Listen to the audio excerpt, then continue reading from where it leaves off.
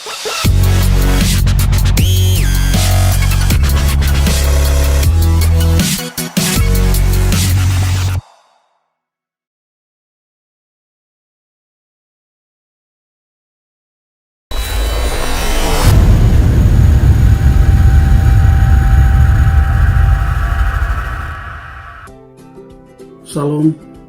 salam bahagia para pemirsa sekalian di mana saja Anda berada.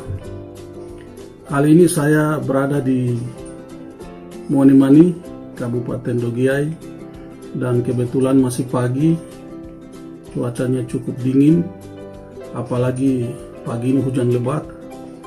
Tetapi puji Tuhan, Tuhan menempatkan kami mendiami tempat ini atau wilayah ini. Ini sebuah takdir yang tidak bisa kami lawan. Bapak, Ibu, saudara-saudara sekalian yang saya hormati, yang saya muliakan, dan yang dicintai oleh Tuhan. Sebagaimana biasa, kesempatan ini kita akan berbagi bagaimana perasaan dan pikiran saya dalam program Bagi Rasa dan Bagi Pikir. Untuk topik kali ini kita akan berbicara atau saya akan menyampaikan bagaimana perasaan dan pikiran saya terkait dengan penistaan agama yang selalu terjadi di negara Republik Indonesia ini. Akhir-akhir ini ada seorang bernama Yosef Paulus Sang, cukup populer karena beliau sempat menggemparkan negara Republik Indonesia dengan pernyataan-pernyataan yang cukup tajam, dan pernyataan-pernyataan itu dianggap melakukan penistaan terhadap agama Islam. Saat ini beliau berada di luar negeri, ada yang menyebutnya ada di Hong Kong, ada pula yang menyebutnya di Jerman. Dan hampir setiap hari beliau melakukan kegiatan atau mengeluarkan pernyataan-pernyataan yang cukup membuat panas telinga saudara-saudara kita yang beragama Islam. Bahkan beliau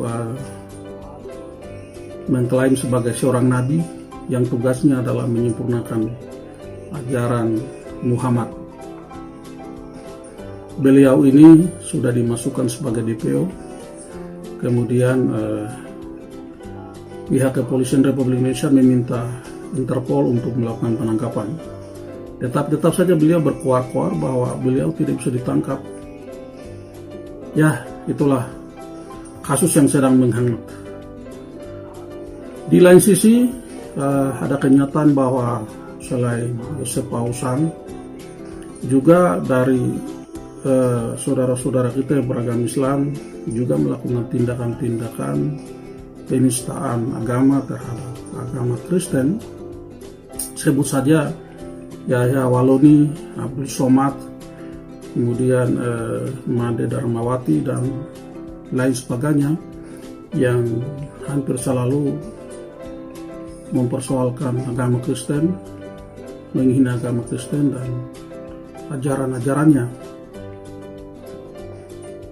Tetapi kenapa Yosef Paulus Sang dipersoalkan sementara beberapa orang yang beragama Islam yang melakukan penistaan terhadap agama Kristen tidak dipersoalkan? Persoalannya adalah kasus atau dugaan penistaan agama bisa diproses hukum jika ada orang yang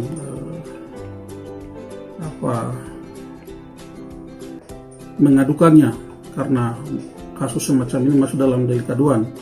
Jadi sepanjang tidak ada orang yang mengadukan yang bersangkutan atau orang yang dianggap melakukan penistaan agama, maka sepanjang itu tidak akan dipersoalkan atau diproses hukum.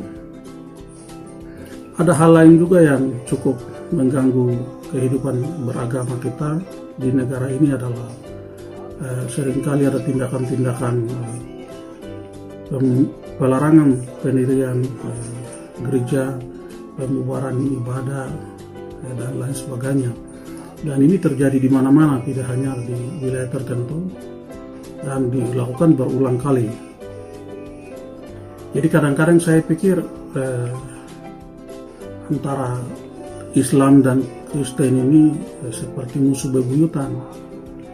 Jadi ini ibarat permusuhan antara Ishak dan Ismail, anak Abraham. Kemudian ini permusuhan antara dua agama yang berasal dari leluhur yang sama. Jadi ini seperti musuh dalam keluarga lah, begitu. Tapi ya itulah kenyataannya selama ini. Jadi yang satu berusaha melawan yang satu, menjelek-jelekan yang satu, menista yang satu, begitu juga sebaliknya. Dan itu terjadi sampai sekarang, dan kasus Yosef Pausan ini hanya kasus terakhir lah. Sementara pada saat yang sama juga penistaan agama Islam terhadap agama Kristen juga masih terus berlanjut. Para pemirsa sekalian,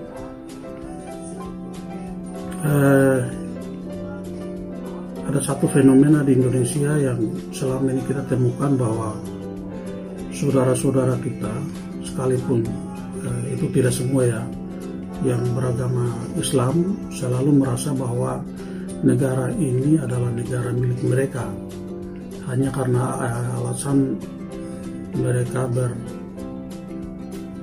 di negara ini sebagai kelompok mayoritas, dan mereka merasa mereka lah yang paling berjasa dalam mendirikan negara ini. Padahal kenyataannya tidaklah demikian. Negara ini diperjuangkan dan didirikan bersama antar semua pemeluk agama. Karena itu boleh disebut ini adalah negara kesepakatan dari berbagai perbedaan-perbedaan yang ada, termasuk berbeda dalam hal beragama. Karena itu tidaklah tepat jika ada anggapan, ada tindakan yang berujung pada tirani mayoritas. Jadi kelompok yang mayoritas merasa dirilah yang paling berkuasa dengan melakukan tindakan-tindakan yang tiran, tindakan-tindakan yang tidak menghargai, menghormati orang lain atau pemeluk agama lain. Dan coba kita membuat perbandingan antara negara Indonesia yang adalah negara berketuhanan Maha Esa, atau sebut sajalah negara beragama, dengan negara ateis atau negara yang tidak mengakui eksistensi Tuhan. Misalnya sebut saja Swedia. Jika kita membuat perbandingan antara kedua negara ini, kehidupan masyarakat, kehidupan bernegara di Swedia itu lebih tenang, lebih damai, lebih demokratis. Perbedaan-perbedaan yang ada itu dianggap sebagai kekayaan bangsa, sehingga pemerintah dan warga di sana punya rasa toleransi yang tinggi, saling menghargai yang tinggi, saling menghormati yang tinggi, hidupnya tentram, damai. Jadi sekalipun negara itu kebanyakan warga negaranya adalah ateis, tetapi kehidupan yang diajarkan dalam firman Tuhan, apapun agamanya, itu sudah dipraktekkan dalam kehidupan sehari-hari. Lalu bagaimana dengan kita di negara Republik Indonesia? Sekalipun kita mengklaim dengan bangga kadang-kadang sebagai negara beragama, dengan bangga mengakui diri sebagai orang Muslim, orang Kristen, Buddha, Hindu, dan lain sebagainya, tetapi kehidupan kita itu sebenarnya jauh dari ajaran sebagaimana yang diajarkan oleh Tuhan kepada kita. Di sini masih terjadi kekacauan di mana-mana. Para pejabat melakukan tindakan korupsi, melakukan kesalahan tapi tidak punya rasa malu, bahkan kesalahan itu dianggap sesuatu yang benar. Kemudian tidak saling mengakui perbedaan antara satu sama lain, ingin menang sendiri, dan kehidupan kita kacau balau, berantakan di hampir semua sektor kehidupan yang ada.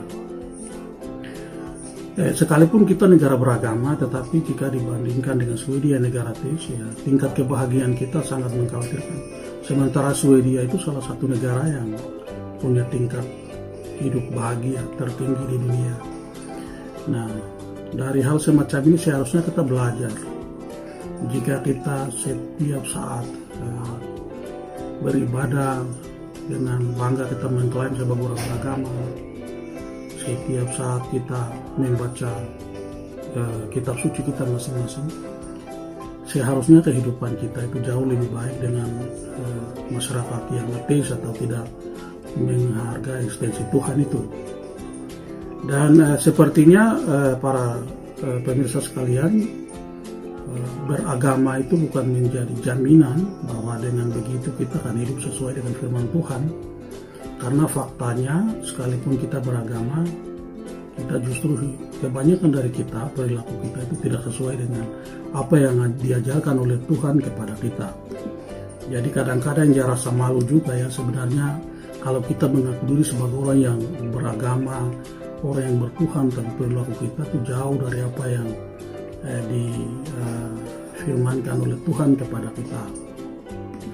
Karena itu Bapak, Ibu, Saudara-saudara sekalian di mana saja Anda berada, saya kira sekarang sudah waktunya kita merasa malu, sudah waktunya kita sadar, sudah waktunya kita bertobat bahwa apapun yang kita lakukan selama ini dalam hal hidup beragama di negara ini sudah jauh melenceng dari ajaran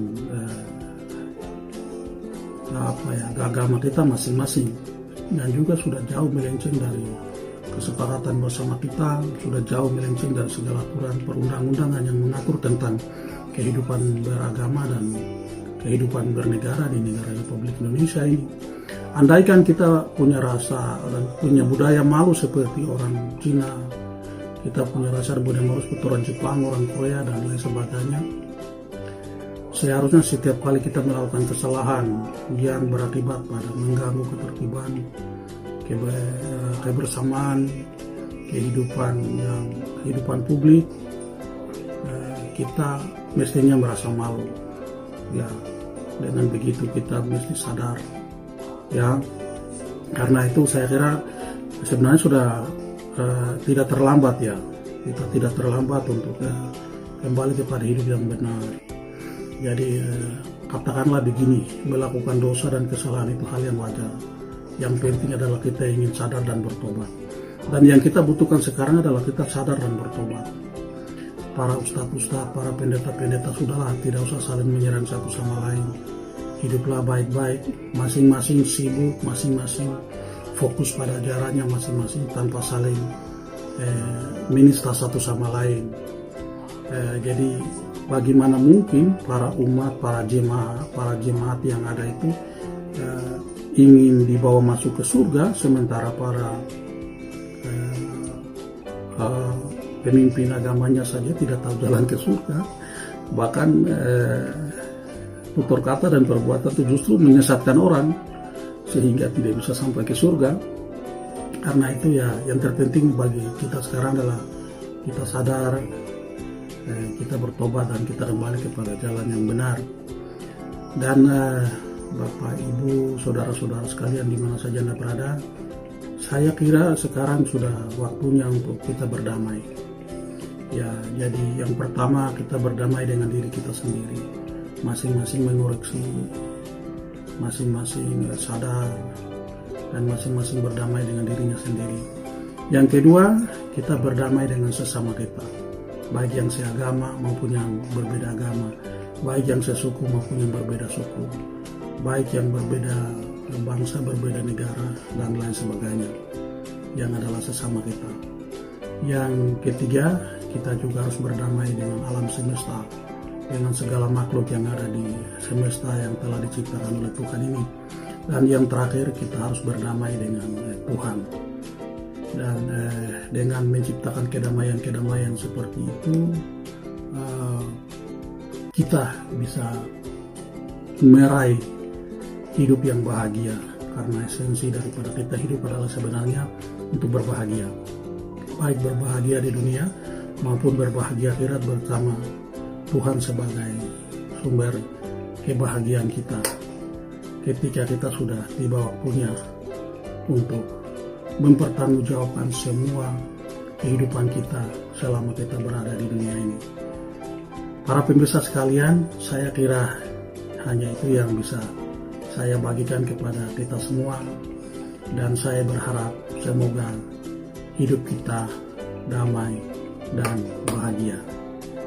Shalom, Tuhan bersama kita sekalian.